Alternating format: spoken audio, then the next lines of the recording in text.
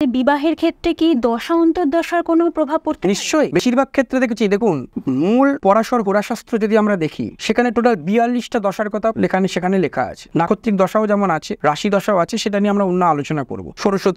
ষোড়শোত্তরী দশা, দ্বিসপ্তশতী সমাদশা, এগুলো অনেক আছে, আমরা এইসব নিয়ে আজকে আলোচনা করব না। ওখানে দুটো দশার কথা বলা হয়েছে, একটা হচ্ছে বিংশোত্তরীয় দশা আর একটা হচ্ছে অষ্টোত্তরীয় দশা। তো অষ্টোত্তরীয় দশাটাও আমরা কিন্তু আজকের দিনে নেব না, কারণ মহর্ষি পরাশর কিন্তু বলেছে কৌলৌ নাক্ষত্রিকী দশা, বলা হয়েছে বিংশোত্তরীয় দশা। কলিযুগে নাক্ষত্রিকী দশা হিসেবে বিংশোত্তরীয় দশাকে আমরা নেব।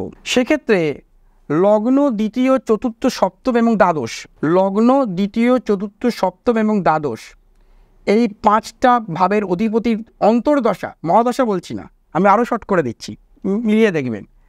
মহাদশাকে বাদ দিয়ে দিন, আমি চাইছি জ্যোতিষটা কত সরলীকৃত করা হয়। মহাদশাপতি বাদ, লগ্ন দ্বিতীয় চতুর্থ সপ্তম দ্বাদশ, এই 5টা ভাবের অধিপতির দশা বা 5টা ভাবে যে যে গ্রহ বসে আছে তার অন্তর্দশায় কিন্তু বিবাহ হতে পারে, যদি বিবাহের বয়সটাকে আমাদের নির্ধারণ করতে হবে।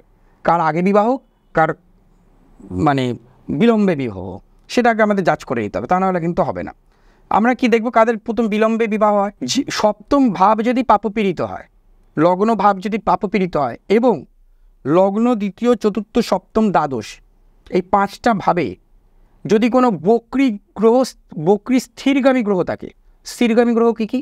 বৃহস্পতি, শনি, কিছু কিছু ক্ষেত্রে মঙ্গলও কিন্তু বক্রী হলে একটুখানি তার স্থিরগামী হয়ে যায়। তাহলে লগ্ন দ্বিতীয় চতুর্থ সপ্তম দ্বাদশ এই ভাবে যদি কোনো বক্রী গ্রহ থেকে থাকে, এর অধিপতি যদি বক্রী হয়, বা এইভাবে যদি বৃহস্পতি শনি যদি বক্রী থেকে থাকে, এদের বিলম্বে বিবাহ হবে। 28 বছরের আগে বিবাহ হবেই না, 30, 32, 35-এ বিবাহ হবে।